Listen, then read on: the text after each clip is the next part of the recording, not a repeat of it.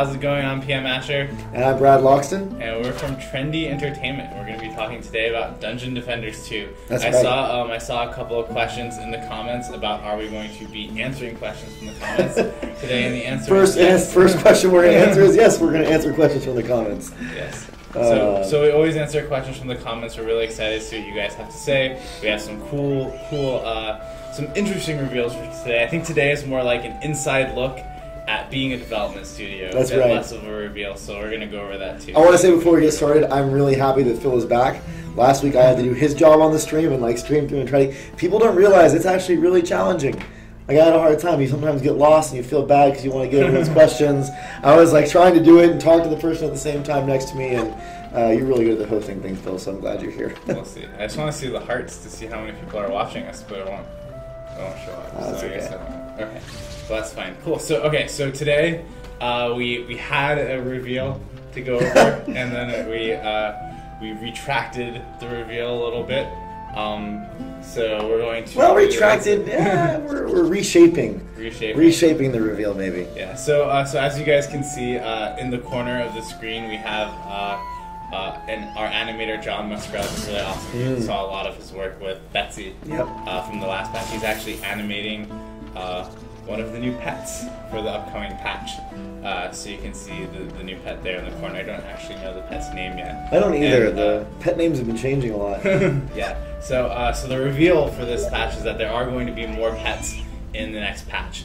We don't know exactly how there are going to be more pets in the next patch yet, and we don't know exactly what the new pets are going to be. What features will be for the new pets yet. But I'm going to kind of give you an inside look on what our thoughts are on this in the studio right now and what we're struggling with, and then we'd love your comments in the comment thread about this issue. This is one of the fun parts about being with us during early access. We have really cool ideas, and then sometimes we look at them, we go, maybe that's not going to work as well as we thought it was going to, and we go through this process, and the ambiguity that Phil is kind of alluding to is mainly as we're trying to figure out what is the best way for us to do some of these pet features that we're trying to add in the next patch, and which ones are going to be features we want to add beyond this patch for pets, and how's the best way for us to continue that system. So it'll be fun. It makes his life hard.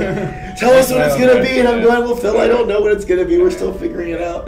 So getting into the meat of this is what's really exciting, waiting for a couple more people to go in.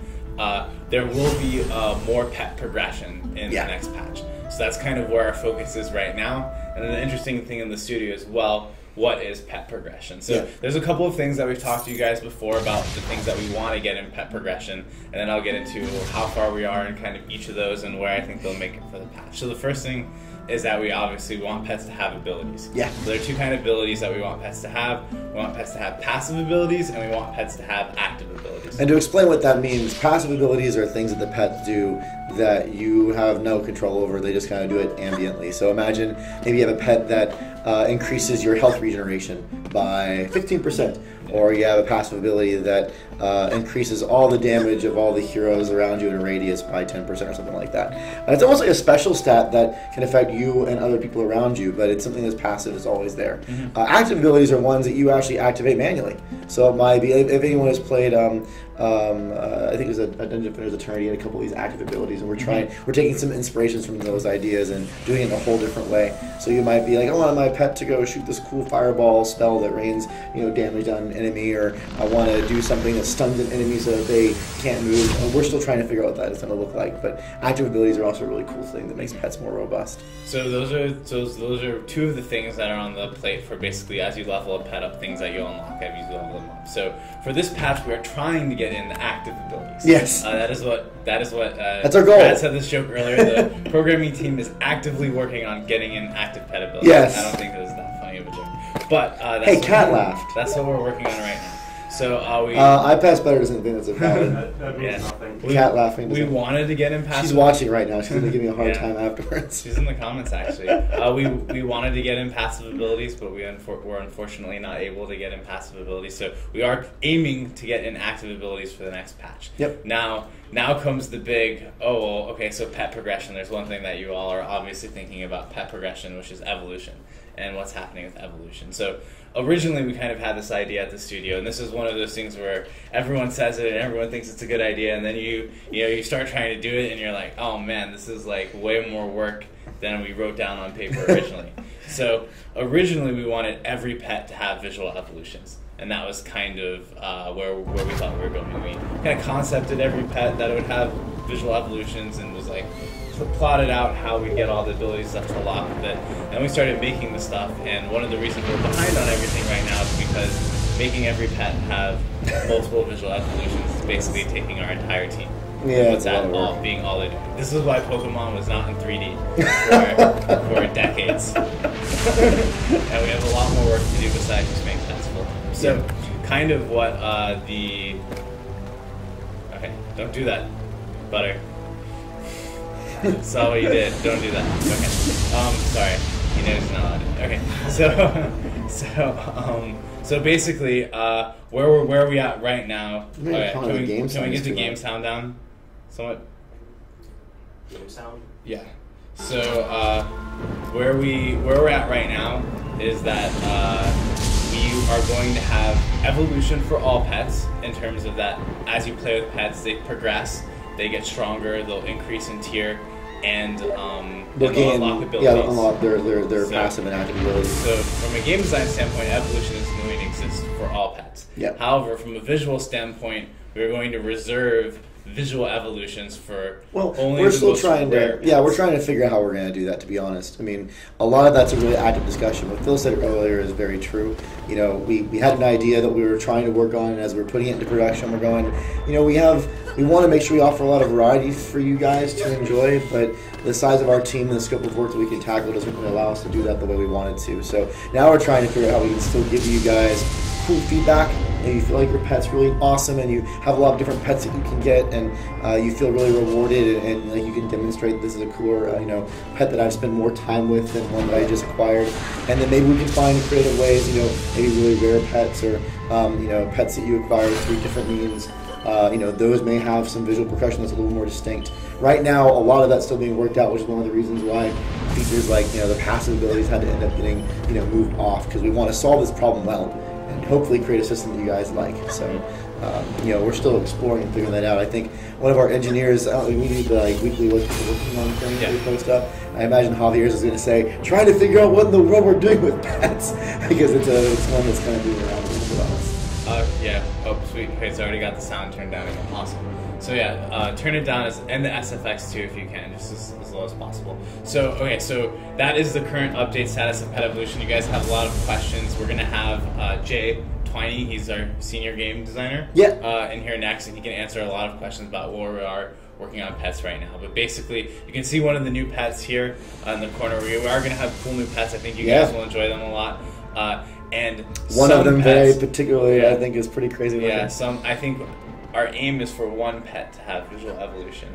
So we'll see if that gets you saw the deep breath. We'll see if that gets in or not, but pets will evolve in terms of their stat and their growth. So we had a couple questions about kind of the growth rate and how stats will change with pets as you kind of move them from tier to tier. And when Jay comes on next, he'll be able to answer some of those questions. Yeah. Someone was asking, and hopefully the sound is better now, is pets our main focus? Pets are one of our main focuses. We have a couple different things that are moving right now. One conversation that's happening a lot is how we can improve, the way that you guys play with friends and the way you get into matches, how we can improve that, and a lot of ideas that we're trying to cook up right now that may take us a little while to do. We have some ideas that may do fast, like a part of this current milestone and patch we're working on. We're also focusing on some new content that, again, sometimes content takes us a little while for us to cook up, so we have cool new content we're working on, and we'll unveil those as we get closer to its release dates. But pets is something that we think is really near and dear to all your hearts, and it's a big focus for us at the moment, so that's true. It's just that's not the only thing we're doing. So next topic, and this is what a bunch of people have been asking via questions, so I'm going to answer them all blanketly, which is the question of what are we doing about people who already have boots? Boots. What I want to do to actually answer that question is talking about boots, I think we're talking about. The only pair of boots that we'd ever be talking about. Da boots. Yeah. So Das boots, yes. Okay, so I'm gonna read a comment Really Can't Jump, and it kind Should of we rename them to that? it will kind of let me segue into where we're going in the future. So Really Can't Jump asks, the loot system as it stands makes the game incredibly frustrating and makes a lot of people not want to play. Are you going to be doing something soon to try to make the rewards be better or somewhat useful? So the answer is yes, and it's going to take a while. So with this next patch, we are doing a major loot stat overhaul. We've already kind of talked about this some on the dev streams. Now, this is going to do a lot of back-end stuff for us in order to be able to make the rewards better for you guys. Now, we don't know where the amount of progress we'll make between now and when the patch goes live and how much this will be forward-facing in terms of affecting you guys, but it is a large step down the path to fix these issues that you guys are talking about. I want to add a little more information to that because I think it's something that you guys like to hear, like kind of what that means when we're doing those kind of changes. Right now, when we want to go and adjust loot and tweak how the loot comes out, it is a very, very complex time-consuming process, and it makes it difficult. You know, there's data that we have to enter on a per map level, on a per wave level, sometimes even on a per enemy level, and then down inside of that, actually putting data in that tells you what kind of loot can drop and what the chances are. And it's a lot of work. It takes a lot of time for us to tweak it. So as we're messing with the game and trying to find better ways to make the rewards more interesting for you, we know those problems are there. We know them just as well as you guys are, but it takes a lot of time in order for us to make an adjustment, try it, make an adjustment, and try it. So right now we've sat down, Dan Haddad, who you guys have seen many times, he really looked at the whole system, the whole way we're entering data, and went, how can we make this so that we still have all the control that we want, but it's substantially easier for us to make the best reward loops that we can.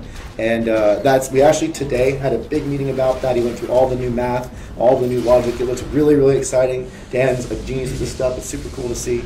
And this will allow us to start making some of those changes in the very near future. Now, if that's going to make it into the next patch or not, we're not really sure. We actually are doing some bugging right now to see if those infrastructure changes can make it in with enough time that we can actually tweak off of that. If it doesn't make it in with this one, then you'll certainly see some big changes in the patch right after. And we know those reward problems are there, and we're really excited to fix them. And then to answer the Boots question from this, when we do push this new system live, we will be versioning loot.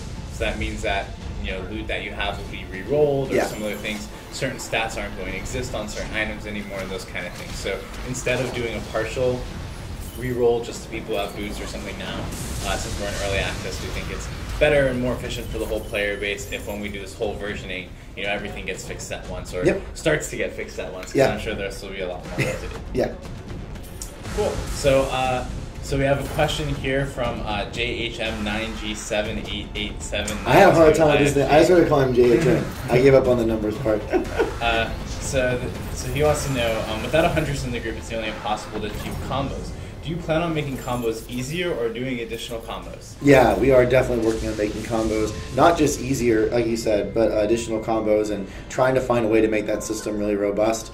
It's a feature that's been on our backlog for a little while. We have just had a hard time getting to it because, in our opinion, fixing the loot system and fixing the stat system, the kind of people that work on those problems are very similar to the ones that work on the combos work. But yes, we actually had a whole list of elements we wanted to add in, ways that they play out with the different towers, and really refine that combo system so it's more robust. And we have a question here from Jaffer Ninja, and I'll take this one, who wants to know, will there be new pets, not just evolutions in this patch? So yes, that's actually one of the changes we were talking about before, is where we got into it and we were just making evolutions, and we were like, you know what, we think that it would be better for the community as a whole to make more pets and then have visual evolutions be a rare thing. So basically getting you guys more pets, but keeping the stat and ability growth kind of evolution on a pet as well. So you will see more pets in this patch. I don't know how many yet. That's something that I'll find out. You can see one of them being animated. I'm the one who should know how many. I don't even know how many yet. Exactly, so that's a problem. So we're going to leave and figure this out. That's right. Okay, so, and FIFA wants to know, when will we be able to purchase more gems? Oh, that's a good question. Honestly, we haven't really spent a lot of time on gem purchasing right now, and a lot of that's because we have these things that we're talking about right now. We're working on those core game experiences, and we're finding some of those cool features that you have. It is something that's on our list, and if some people are already really clamoring to be able to use their gems to get and acquire new things, maybe it's something we move up on the list. But right now, we're really focused on the rest of the game. So Gold Dark PT wants to know, are you experimenting with difficulty scaling and maybe the amount of players in a match? We are, so those two different questions. The first part, experimenting with difficulty scaling, oh my lord, yes. There's actually a lot of thought going into how we set up difficulty for our maps, what kind of enemy techniques that we use to put difficulty in the maps. We have some really cool new ideas that we're trying right now. We don't know if they're going to work out, that we're trying to see if we can inject more diversity in how difficulty is displayed. And we hope, if all that works out well, that you're going to find the choices that you make and how you overcome a certain piece of content can be a lot more interesting. As far as adding more heroes into a single play session, like 5 or 7 or 8, we're not doing anything with that at the moment. We have experimented, I think I mentioned this after another Devstream, we have done a few experiments, like a long time ago, with adding more in, and we decided at the time we wanted to focus on, 4-player, 3-player, 2-player. Honestly, to be honest, we think that not just from what you guys have given us feedback from, but for our own testing, single player is not the best experience it could be right now. We'd rather that be a little bit better. So instead of trying to figure out how to add more players in right now, we'd rather, with the metrics we're seeing, improve the experiences that people are spending a lot of time on. And that really comes down to focus on, single player, making that better, and then maybe even refine the challenge on 4-player gameplay. Perfect. So we have a question here, which is about the Huntress. And they want to know, will we make her buff, basically, the Blaze Balloon and the Poison Dart Tower, and also give her a better Uber so that she's a better character? People feel that she's pretty weak right now compared to the others. Yeah, I get a lot of mixed feedback about the Huntress. I hear some people saying that the Huntress is required in order to play some content because of the combos that you get with the Monk and the Geyser Trap and the Lightning Aura. We also know that the Blaze Balloon and the Poison Dart Tower are not the most effective towers right now. And certainly with the Ubers, this is just the first set of what we hope is many different Ubers that'll allow different play styles. So as far as making her more, a more enjoyable character to play and balancing her out, I think some of those changes are actually going on this patch. I know that Brett Norton, one of our senior game designers, has been tweaking a lot of the different towers and abilities this patch. But yes, we'll continue tweaking that as we go, and we're going to make sure eventually we get that a state where all the heroes have a lot of robust variety to them. And this is a kind of similar question from Demon Affinity, who wants to know, will there be hero and tower balance changes before the next big update? I think so. Like I was saying a moment ago, we are attempting to do some updates to a few of them that we don't think are as good as they can be. How far that goes, I'm not exactly clear. Like I was mentioning, we were doing a big update to loot, and that includes the stats on loot. And again, the same minds that go to figure out updating towers and abilities are the similar ones that think about that. It's all about what we consider the player's power. How much power can you demonstrate in a game? What kind of things can you do? But I know we're tweaking a couple of them. I've seen at least one of those changes go through. How far we take it, that's still to be determined a little bit. Oh man, look how cute the new dragon's attack animation is. That's going to be awesome. Alright, cool, getting distracted. Okay, so Nemesis Best wants to know, when will our heroes have the ability to progress past level 25? I would love to know that myself. So as cool as we can talk about the loot stat overall and how that will help that in the future. Yeah, So the one of our challenges right now that I mentioned before is the amount of work it takes for us to update data is an inordinate amount of work. So we talk about things like shifting or increasing the level cap, and then being able to take all of our content and change it so that it makes that level cap increase fun. We don't have the manpower to do that at this moment with all the other things we're trying to tackle. With these changes that we're making, with how we're structuring content, it might make those things a lot easier. All of that said, though, at the moment we're really trying to figure out what is the best, regardless of what the level is, what's the best in-game experience in Dungeon Defenders 2? What do players want to experience when it comes to difficulty? What do they want to experience when it comes to character growth and what kind of things they can get? One of the influences votes we did, it seemed like a lot of the community was interested in horizontal type progression. So how do we take that feedback and action on it and make more horizontal choices for our players, gather loot and mess with stats and Ubers and change their play style? So I think that, at least right now, figuring out that answer and then using that to increase level cap is a lot more important than us just changing the number. Perfect. So we have another question from Demon Infinity who wants to know, basically there are big balance issues in the game right now between how powerful towers are and how powerful DPS builds can be. Mm-hmm. And is that going to be a major focus of us to fix in the future? I think it's difficult for me to say that specific problem is going to be a major focus when I think holistically we're looking at how players can create different types of builds that are interesting. So that is part of that question, but the real thing is we want players to be able to make a choice. I want to be if you want to be a tower builder, there could be different types of tower builders. I want to be this type of tower builder. I want to be that. I want to be an ability DPS hero versus a white damage DPS hero. Finding out how to give different choices of players' play styles, add stats and special stats and skill spheres that amplify that. That's what our main focus is when it comes to that. As part of that, yes, fixing that problem is a big component. And like Frogs wants to know, will there be a 5th spell, tower, or trap? That question comes up a lot, actually. I think we can answer that with the pet thing. Yeah, we've talked about how we want to facilitate that, and right now we feel that active abilities on pets are one way to complement the things that your hero can do. But that also doesn't really serve as a new defense. And we've talked multiple. At one point, there were some very crazy ideas at adding a new defense into your kit that I think if I told you, you'd think that maybe we weren't making the right decisions. The barricade. But there are some thoughts about maybe down the road adding more defenses. It's not something that's on our near-term plate.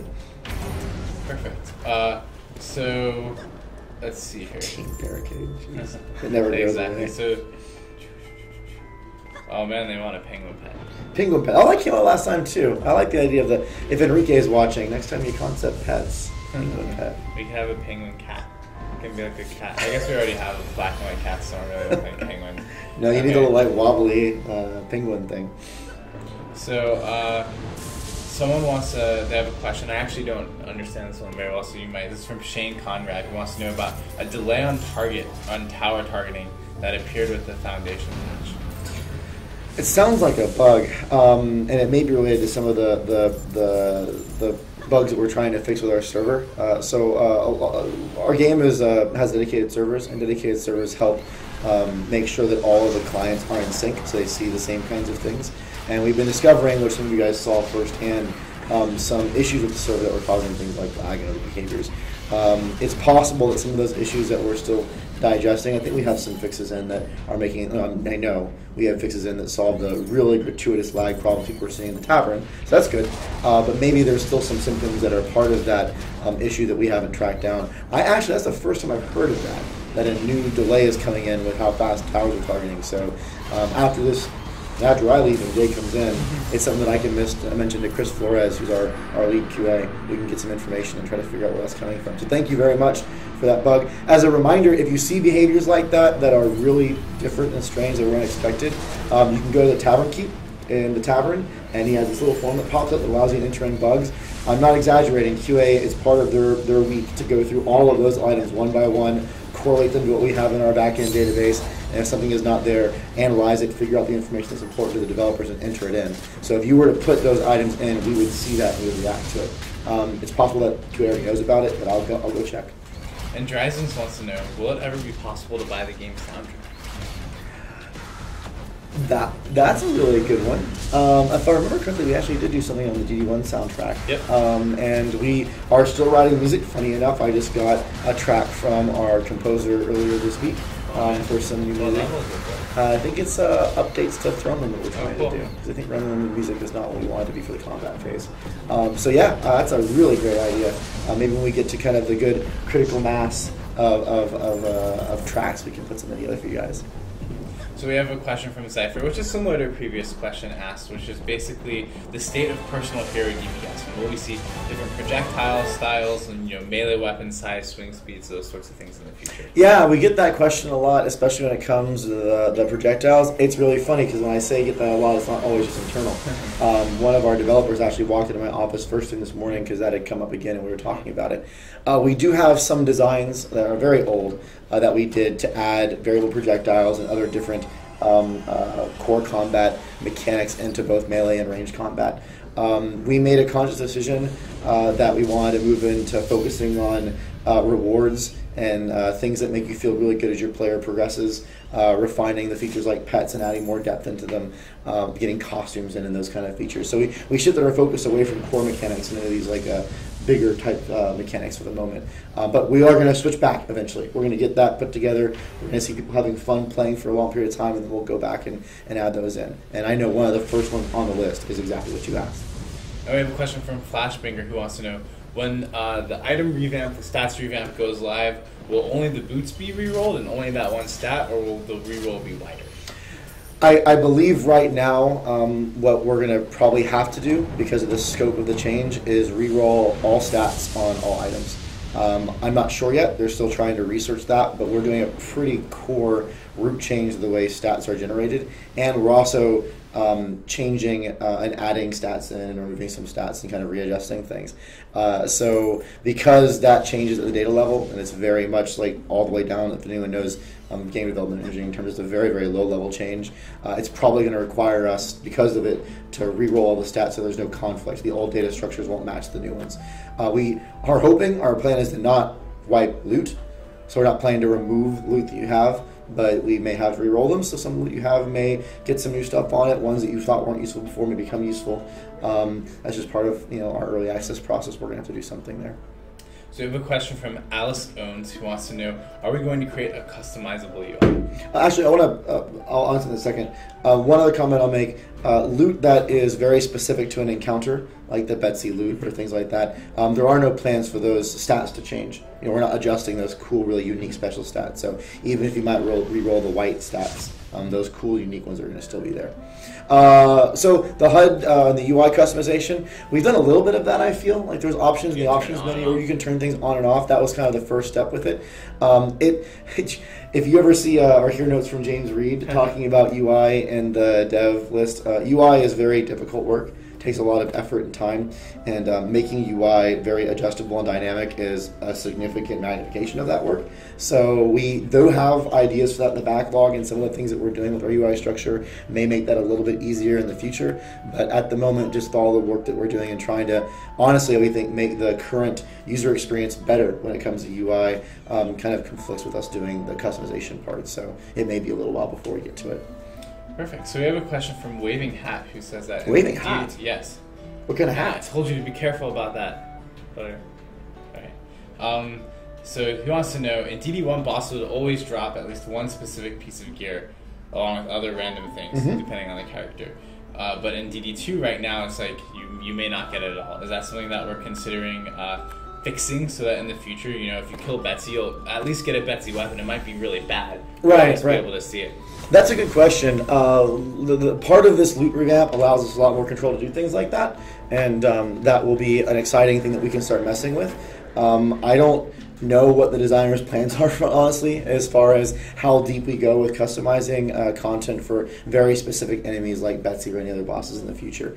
But I know that we actually very specifically asked for the flexibility for doing exactly those types of things with the loot revamp, and that control is certainly there. Perfect. All right. Well, thank you for coming on. Oh, that's it? Yeah, that's it. Oh, all right. I love you guys. Bye. Cool. Now we have Jay, who's our senior game designer, who's going to be on the call. So the first thing, we're going to continue taking questions in the comment. Welcome, Jay. Okay. Thank you. Thank you for having me. But the first thing is we'd love for you to talk some, since you're working on the pet abilities that are going to be in this next patch, to talk to people a little bit about what those are and what they can expect. Sure. So if you remember, or maybe you do not remember, but one of the big things that we do when we're doing major pushes like this is we kind of identify tenets and sort of like how we're organizing and what the presentation is going to be. So what I want to talk a little bit about is for organization, and when you have a specific pet, what you can expect when it comes to the generation of what is on that pet. And so, as you guys know, we have eggs that have specific species, and right now we have a dragon, creeper, and help me out, gato. I keep wanting to say cat, but it's gato. It's gato. So we have those 3 species eggs, and so what we've done, because we like that theming, we've created one pool of abilities that's going to be themed up to the species itself. So the idea that there will be specific dragon-themed abilities. That's the kind of pool 1. So pool 2 is that pets also can either have a neutral or a specific element. And so that's like fire, water, earth, poison, that kind of stuff. And so we've kind of themed a set of sort of species neutral. So species neutral abilities that are themed after those elements. And that's kind of the set of pools too.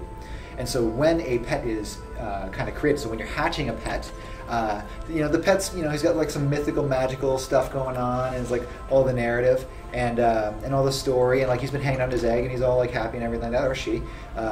And they come out, and then the properties and traits of that pet kind of get rolled, and the system will pick for the active ability something from the species pool or something from the elemental pool. And so that's the basis. So things you can expect. It's funny, I was just talking with Blacksmith about this, and he was like, I like everything that you've done. Everything looks really exciting. Put more buffs. And I was like, okay. And so what that means specifically is we have like the monk, we have I always do that in action, he's got the heal everybody and give me buffs ability. Heroic Presence, I believe, is the name of the ability, and so that's kind of like one of the pet abilities is themed after that. So I'm calling it Soothing Water, or Soothing Steam, and that kind of like heals. It heals you as a hero and everybody in a small radius. We're talking about specific buffs that target like. Similar to the Squires, give every defense in a radius defense power. Specific buffs. I got one ability that I really like, which is click the button and then give all of the defenses in the area a little bit of a damage shield. So they got like a little bit of a bubble and kind of like a little shield going on. That's really fun.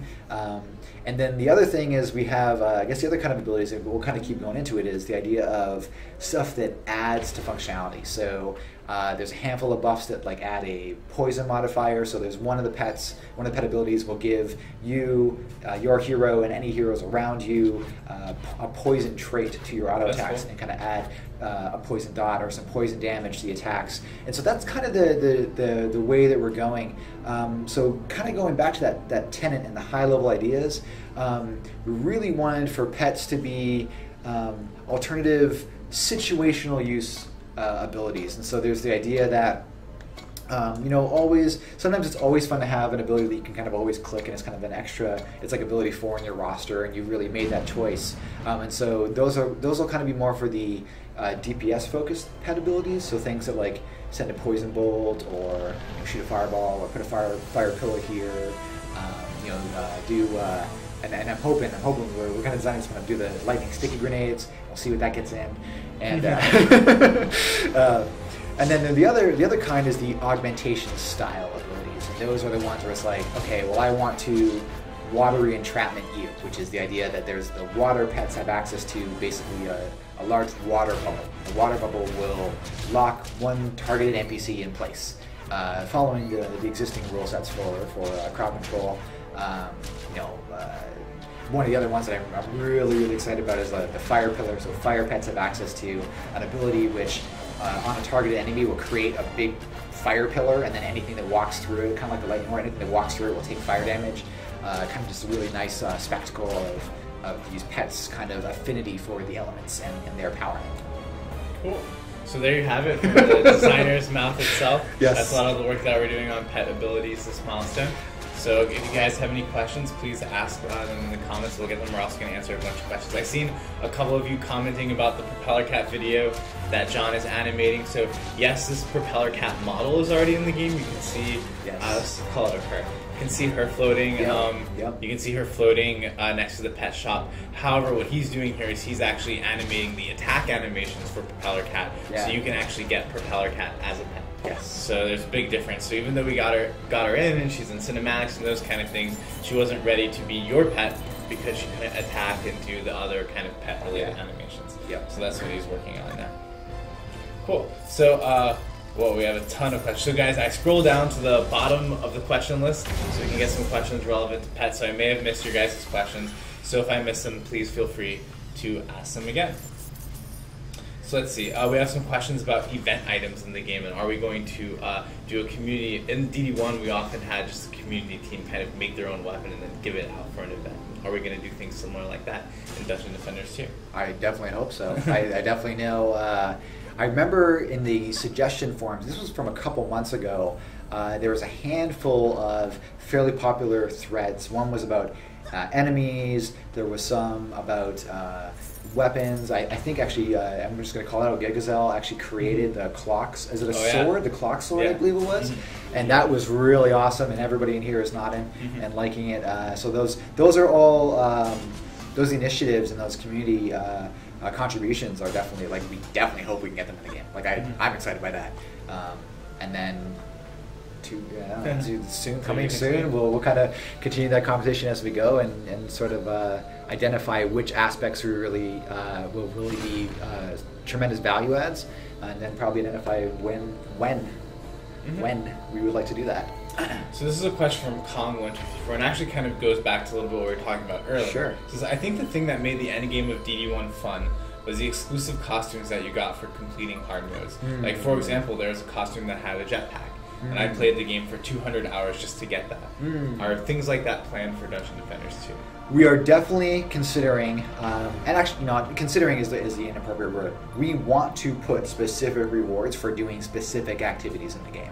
It's something that there's a lot of background systems and feature work that we're kind of doing to prep that. And in fact, we just had a meeting today going over a tool that we would use to create that. And so, yes, indirectly, and then as we kind of add that stuff, you'll kind of see it. There's another initiative. I've mentioned I'm working a lot on matchmaking. And so one of the matchmaking initiatives is the idea that we can add more map-specific, game mode-specific, difficulty-specific rewards into the game, and specifically call those out like on the map selection screen. And there's I'm gonna hold you to that. Oh yes, please do. Please do. I know we talk about it all the time. They're like, hey, when are we getting? When am I getting sewer-specific stuff? I'm like, okay. They're already created. They're just not honest to it. Yeah, that's true. So we definitely there is a specific awesomeness and I think an immersion in the world that we can really execute on in Dungeon Defenders 2 and specifically in Etheria, of going around to the different areas in Etheria and collecting loot that is visually helps visually is themed from the visuals in those environments, and that's definitely something that we care about, and we are working towards making that happen. So, related to loot, but not to loot visuals, okay. Nemesis Best wants to know, will we be making multiple items that let you stack life gain per hit? So, life gain per hit is such an awesome special stat. We've had no problem with it whatsoever. So I had mentioned a while ago, and I don't remember whether I made a forum post about it, but I believe it was a devlog, or maybe it was just a community discussion internally with other developers. The idea that those kind of support aspects of play, I personally think that they are more engaging when they are active abilities, or like for instance, if we put it on a pet. And so currently we feel we're satisfied. We think that there can be improvement into the lifesteal special stats. But I really think that those kind of support abilities and a lot of that utility feels much better when it's actively player initiated. And so if the comment about the lifesteal has to deal with maybe survivability or resistances or hero health, we can take a look at what that kind of experience is and kind of tweak those numbers and see if we can make that more satisfying. If it is specifically, I just want to have a lifesteal build, we will take a look at our math and take a look at that and see if potentially we can create some trade-offs with it. Because I think that our issues in the past was we had it on a whole bunch of pieces of equipment, but there's no trade-off. We weren't making an exchange for, I have this great life sustain, which allows me to be tanky in a way that isn't like armored, but like that I can just kind of sustain through all the damage. And so I think that would be much more satisfying if there was a conscious choice and there were some trade-offs to build that. Team Vampire. There we go. So basically you're saying with the vampire skin. Yes. Okay. Maybe. So Bobcat, Maybe. no gameplay skins. Okay, so Bobcat the Wise wants to know, will the frog that we see on certain maps ever be a pet? Maybe if there's amphibian. Yeah, maybe. Class. So it's sure, not I'm trying planned right now. I'm trying to. Yeah, it's not planned. I'm trying to think of where I've seen it because I've seen it a bunch. Yeah. in the first sewers map in Site D, there's a little frog. Yes. Little Okay. Rainbow. That little frog. dude. Yeah. Yeah. I don't think. Oh, you know what? This is why it's confusing me, because I remember we were talking about all the various critters, because there's been a squirrel and a handful of other things that are kind of hanging out in Etheria, and about making all of those things pets. And we'll go investigate, and we'll talk. I'll talk with Josh and talk with Phil, and maybe make a forum post and see where we can go. Cool. So this question is for me. This is from Z Halfox. He wants to know: do we upload these to YouTube? So yes, after a dev stream, Butter here is very kind, and he stays with his beer and uploads the video. Uploads the video to YouTube. So you should be able to rewatch this tonight if you want to. So this is from Savage Fool 2, who says, in Diablo 3 there are mobs that appear that when it kills you, it moves to another match with one of your friends or someone you've played with, and then puts a mark on him for assassination. And then basically, after it kills it, depending on how many people it's killed, you get more loot from it. Mm-hmm. Is there anything, what are our thoughts on it? You know, as I've been sharing the devlog, there is a similar mechanic in Shadow of Mordor, where I can engage with a captain or another Uruk that has defeated one of my friends. I think that's a really, really cool idea. And I think the problem with game development overall is that there are so many really, really, really cool ideas, and it's really a matter of kind of getting them on there, thinking about how the mechanic works, what gameplay it adds, and then executing on it if it's appropriate. I'm going to take that idea, write it down. We actually have an email thread. We systemized this. We've created a forum tag for us in Designland, and we're calling it Designland. And so we put it in brackets like Designland, and we're like, here's an idea. And then we just send it out, and then we kind of talk about it in an email, and then we kind of see where it goes. And so I'm going to Designland that. So now you guys know what that means. Cool. So I have a question from Jenna Neko, who wants to know, how do you get pets? Are they found? Are they bought from NPCs, etc.? The majority of the pets that you will get in Dungeons Defenders 2, you can find from drops. And so the best way to accomplish that is to go out into the world. And I think the special enemies have a much higher chance of dropping a pet. So go out into the world, defeat like Gridlock and like ogres and stuff like that. Get your pet, go back to the tavern. You're going to go to the pet stable and talk with your stable boy. And I think it's stable. Yes, it's stable boy. And then you'll have your hatchery slot. You'll put your egg in your hatchery slot. You'll wait some time. I know there's some opinions on that. You'll wait some time, and then when you come back, your pet will be ready to go. And that's how you get pets. Perfect. So we have a question from Kilji, who wants to know, are there opportunities for internships at Trendy? And I believe there will be in the future. We don't have any current ones open right now, but I know my department and I think Rob's department, the programming department, are actually in the process of kind of putting together opening positions for internships. So yes, there will be opportunities for paid internships in the future. Here we go. This is from Dark Dwelly, who wants to know, are you going to be making Betsy on an Onslaught? She is quite easy to solo on Incursion Time. Two things. Number one, we'll go take a look at Incursion Heart and see what we can do there. And take a look at her balance. Maybe. We'll see. I'm going to have to go talk to Level Design about that. Our current prototypes are kind of going in a different direction from... one of the things we want to be very careful of is just simply reusing content for the sake of reusing the content. And while Betsy is a very good high point, I think there might be some reasons why we may or may not want to reuse her specifically for the outside game mode. What I promise I will do is I will go and talk to the Level Design and get an answer on this and get a forum course out to you guys. Sweet. So I have a question from Nemesis Best again, who wants to know, this one's related to you. When will we improve the matchmaking? We are actively working on that right now. Super excited. I've personally been working on this matchmaking proposal since Foundation 1. And so it's kind of been this little pet design that I've been doing, and we are aware of many of the issues, and we have, I think, what is a fairly solid plan moving forward. We're probably going to talk about that in depth, likely in later dev streams, likely in later forum posts. And this just reminds me, because someone had a question here. Skyfox Delta 65. This is a brilliant question. You need a pen to write it down. Oh, okay. go. Oh wait, hold on. I'm See if gonna we can duck get one. So thank you, SkyFox65. I don't know if you can hear me when my head's down there. Okay, so could we possibly rename our pets? So one of the things in DD1, one of the long-term rewards for item upgrading and pet upgrading was the ability to rename the pet at its max level. We should definitely put that back in the game. I don't know why that's on the list. So yeah, so I think one of the things that we want to focus on in the future is small, medium, and long-term rewards, hopefully. And that's a great example of an easy one that people really like. Can we rename our heroes? Can you do that right now? Nope. No, I was like, another sort of thing. nope. No, you can't. And I'm taking a note here. Keep up these comments. They're a huge success. Yeah, so we have JHM9G7888792IFG. I like saying his name. I'm going to get better at it each time. So do we have plans to add endgame objectives to any of the old maps? It seems like once you're done with the campaign, you never play those maps again, which is a shame. Yes. Good. All right, done. All right, next question. This is from Honey Badger DGS, who wants to know, the cosmetic from the monk with the glowing eyes looks really cool. And it'd be a cool idea to build a complete skin around that. Yeah. Is there something we're doing?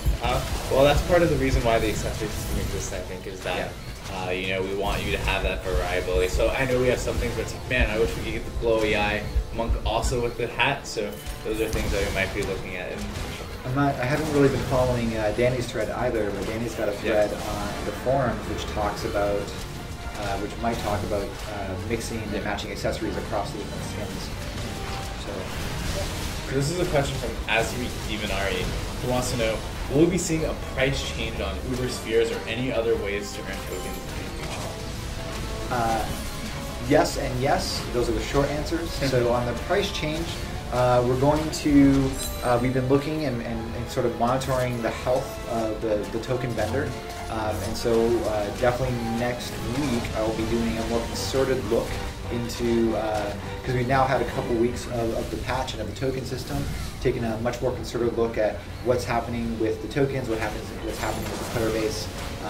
And definitely, and I know we've been hearing a lot of feedback on the token system already, and thanks to Josh for compiling those lists and bringing up those discussion points for us. So on the pricing, I'm going to definitely take a much more considered look at that next week. As far as adding more avenues to get tokens, absolutely, and we're going to be taking a look at that much more in coming patches. Cool. So Cecilia wants to know, are we going to balance Lightning Strike or Uber? And I think we actually have gotten a lot of questions around Ubers and balancing them. Okay. Now that people are getting that. The same thing with the Huntress one, people say the same thing.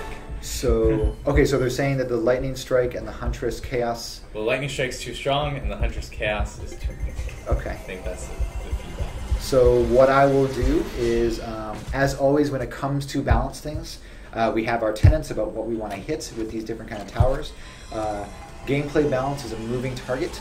We're doing the best that we can. We're gathering information, getting your feedback, and we make adjustments sort of as we go.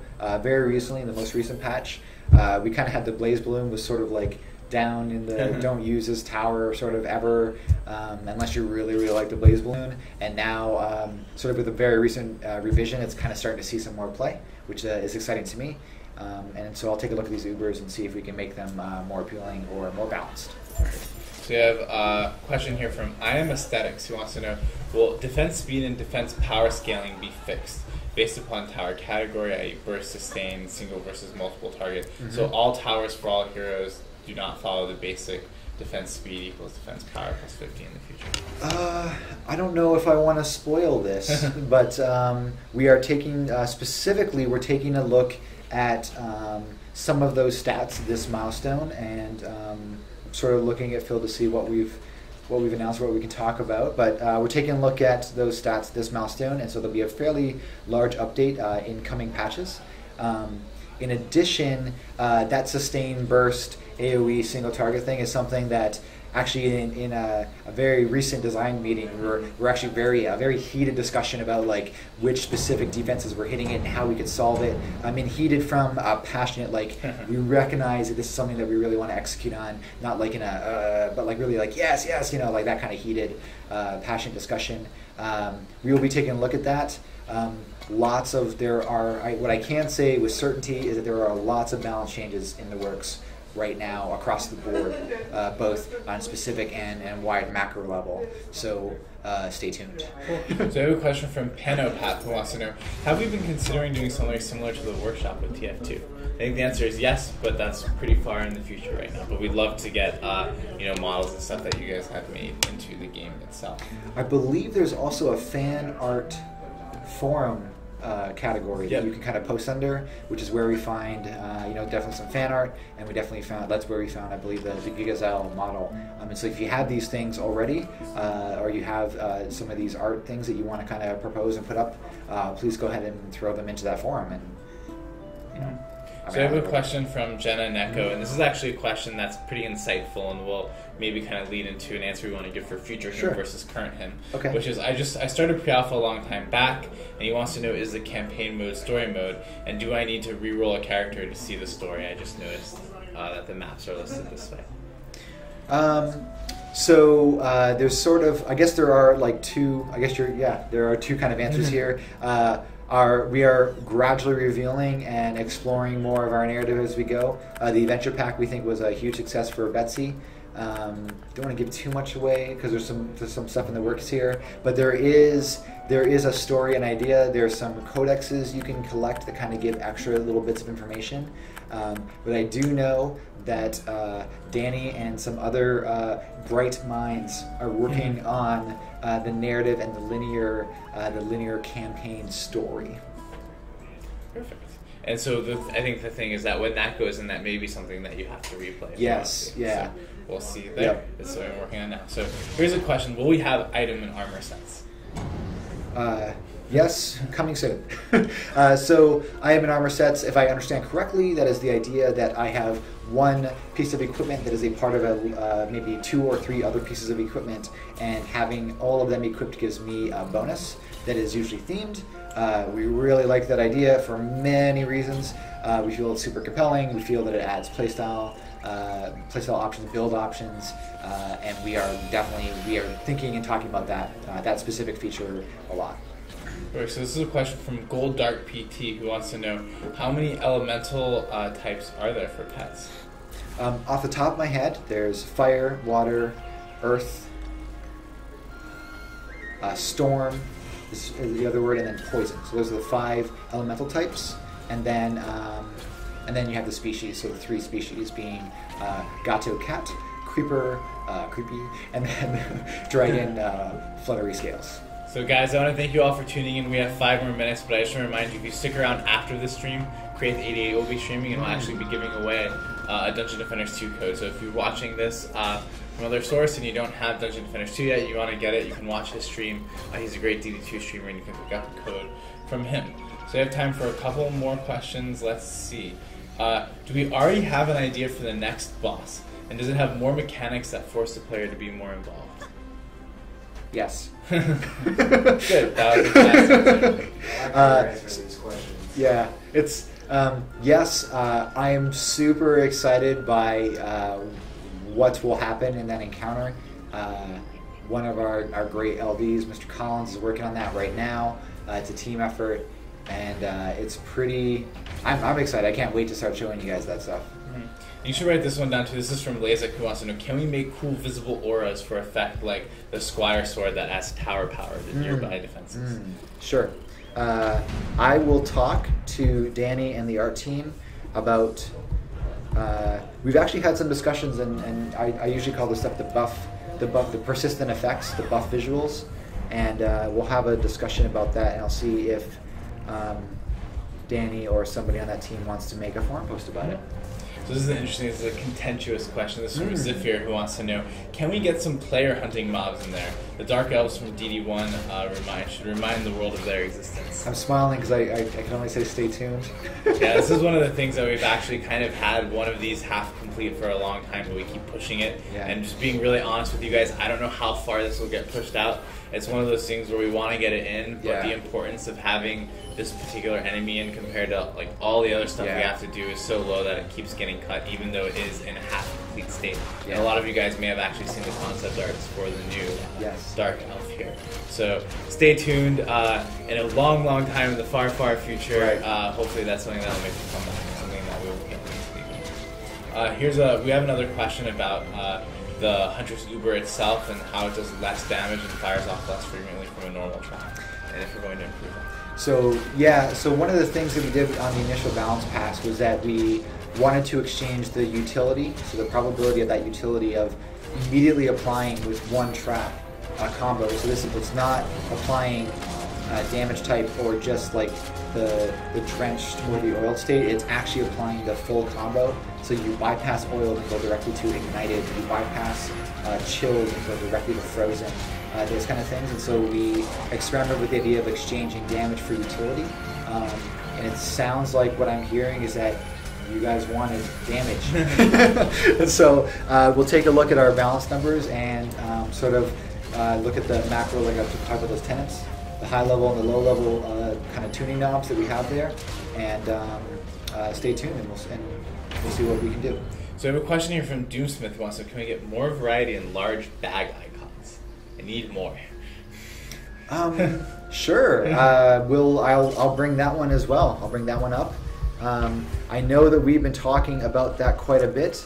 And I think that one is another one of those like victims of scopes that we've been talking about.